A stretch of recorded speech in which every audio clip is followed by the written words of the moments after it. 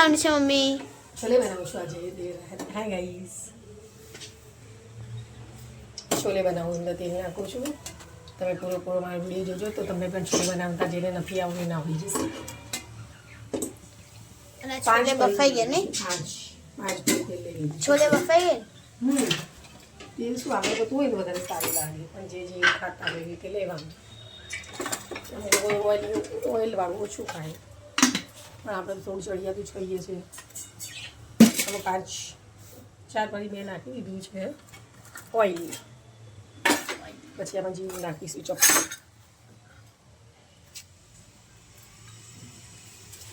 અને આનું પેસ્ટ બનાવી દીધી છે. જો લીલા મરચાં અને ટામેટાનું, અને આ છે ડુંગળી ને અને રેડી પેસ્ટ લાયા છે. અદરક લસણ. અદરક લસણ ગંદીની આને પણ એડ કરશું આપણે. જોડે આને પણ એડ કરી દઈશું.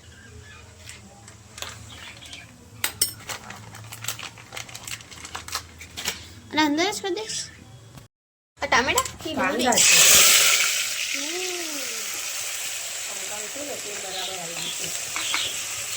બરોબર શાકમાં કોઈ કહેવાય શાક શું કહી સાચી વાત ને. જો કાંદા ભૂલી દઈએ.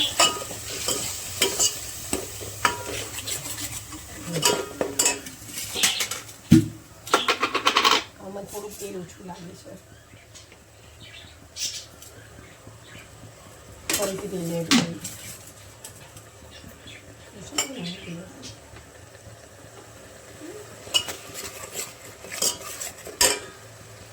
આજે છોલે કેમ બનાયા? આજે છોલે તારા નાની ડિઝાઇન પર મળવા આવવાના છે ને, મળવા એટલા માટે. કેમ કે હું 1 વર્ષ ગઈ દિવાળી આવ્યા તો આ દિવાળી આવી છે. અને જો કે દિવાળી જતી રહી, એક દિવાળી જતી રહી, અને નેક્સ્ટ સન્ડે હજી આવી છે. ખાસો દિવાળીના 1 મહિના પછી 25 દિવસ પછી આવી છે. અને જો આ જે છે ને, આ બ્રાઉન કલરની થઈ ગઈ, તેલ પર આવી ગયું છે. જો હવે આની અંદર નાખીશું આપણે આ પેસ્ટ. એમાં લીલા મરચાં છે, ટામેટા છે, બધું જ છે, અને મસાલા છે બધા. આને બી બ્રાઉન કલરની થવા દેવાની. આ છે જો એના પેસ્ટ છે. જો આ પેસ્ટ છે ને જિંજર ગાર્લિકની, એ આપણે અડધી ચમચી જેવી નાખીશું. એક નાખી દઈશું, 1 ચમચ. વધારે ક્વોન્ટિટી છે ને, 6 જણની છે, 6-7 જણની.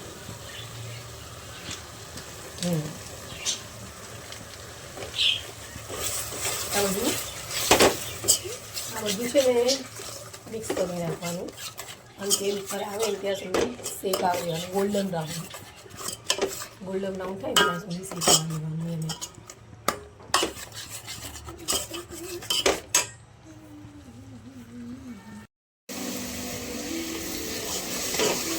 જો ગાઈસ એ વાત જતો રહ્યું છે, નાના નહીં આવ્યા છે આગળ, એટલે આ વિડીયો હવે હું કમ્પ્લીટ કરીશ ગાડી. તો તમે પહેલાં મેં ગ્રેવીનું બતાવી દીધું છે, અને હવે હું તમને મારા રેગ્યુલર મસાલા કરતાં હું બતાવીશ તમને. જો ગાઈસ આમાં મેં 2 ચમચી મરચું એડ કરું છું છોલેમાં. તમે જે રીતે તીખું ખાતા હોય તે એડ કરવાનું હોય છે. પછી અડધી ચમચી જેટલી હળદર લીધી છે, અને ગરમ મસાલો 1 ચમચો જ. ધાણા પાવડર અને ધાણા જીરું છે બંને, એ 2 ચમચી લઈશું આપણે. અને એના પછી આપણે લેવાના છે ગાઈસ, જો હું તમને એનું બતાવું છું. જો આ મસાલા બતાવું છું, મસાલા શેકાય છે.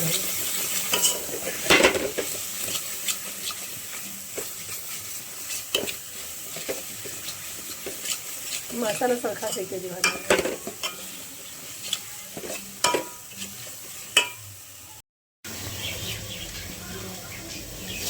જો મસાલા તો શેકાય છે, આની અંદર આપણે એડ કરીશું થોડું પાણી એડ કરીશું, એટલે સરખા મસાલા શેકી જાય.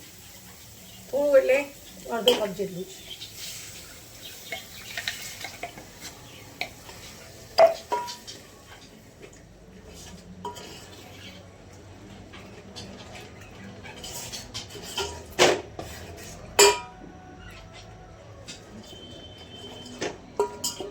જો મારી કેટલી થિકનેસવાળી ગ્રેવી તૈયાર થઈ ગઈ છે. જો તમે બતાવો ગાઈસ. જો ગાઈસ થિકનેસવાળી ગ્રેવી તૈયાર થઈ ગઈ છે.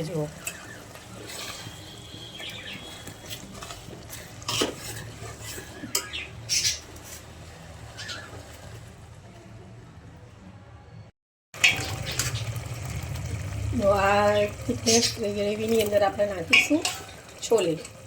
છોલે આપણે 6 કે 7 જણાને ખાય ને એટલા છે, અને મેં 300 ગ્રામ જેટલા લીધા હતા છોલે. પલાળી એટલે તો કે ફૂલે અને વધારે સ્પીડ થાય. અને તમારે 6 થી 7 જણા માટે મને હોય તો આટલા 300 ગ્રામ જેટલા છોલે લઈ શકાય. પછી એની સામે આપણે ડુંગળી હોય, ટામેટાં હોય, એની બધી ગ્રેવી હોય એટલે એ બધું 500 ગણો તો મતલબ કિલો જેટલું થઈ જાય. કિલો 1.5 કિલો જેટલા છોલે બને ટોટલ. આને આપણે 10-15 મિનિટ સુધી અંદર રહેવા દેવાના છે. જો ગાઈસ, તમને જો મારા વિડીયો સારા લાગતા હોય તો વિડીયોને સબસ્ક્રાઈબ કરજો અને લાઈક પણ કરજો. જો હવે હું પરાઠાની તૈયારી કરું છું. હવે પરાઠાનો લોટ તો મેં બાંધી દીધો હતો અને એની અંદર હવે તો હું મિક્સ કરું છું. આ પરાઠાનો લોટ છે. આની અંદર મેં ઘઉંનો લોટ અને મેંદો લીધો છે. મેંદો થોડો એટલા માટે નાખ્યો છે તો ઘઉંનો તો આપણે રોજ પરાઠા ઘઉંના તો ખાતા જ હોય. આમાં થોડો મેંદો એડ કર્યો છે તો થોડા છોલે જોડે સારા લાગે, થોડા ડિફરન્ટ પરાઠા એટલા માટે. અને પરોઠાનો શેપ હું આપવાની છું, ટ્રાયેંગલ આપવાની છું. હું તમને બતાવું વિડીયોમાં. આમ તો જો પૂરી બી સારી લાગે, પણ મેં વિચાર્યું કે પરાઠા છોકરાઓ પૂરી કરતી પરાઠા વધારે પસંદ કરે છે અમારા ઘરમાં. ના કરું છોલેને ભટુરે જેવું બનાવી દે. ભટુરે બનાવવાની ઈચ્છા હતી પણ એ રાજેના એના પપ્પા કે નહીં પરોઠા બનાવો. ચલો અમે પરોઠા બનાવી દઈએ. એમાં 1 ચમચી જેટલું અંદર ઓઇલ એડ કરું છું.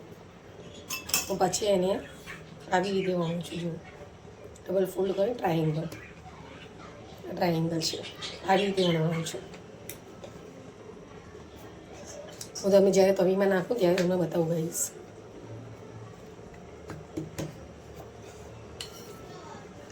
છોલે બની તૈયાર થઈ ગયા છે. ઘરે ગેસ્ટ પણ આવી ગયા છે. ગેસ્ટમાં મારા મમ્મી પપ્પા જ છે. વરસમાં એક જ વાર આવે છે.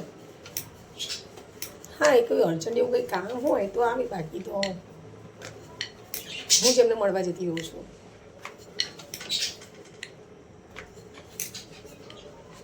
મહિનામાં 1-8 વાર તો જઈ આવું છું કે મમ્મી પપ્પાને મળવા, પણ એ લોકો બહુ જલ્દી નથી આવતા મારા ઘરે. હા, ભાઈને એ બધા આવતા હોય એટલે પછી એ લોકો નથી આવતા. જેવા ટ્રાયેંગલ મારો પરાઠો તૈયાર થઈ ગયો છે.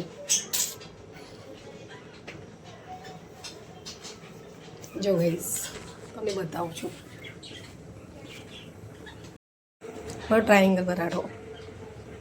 હમણાં શેકીને પણ બતાવીશ તો સરસ લાગશે.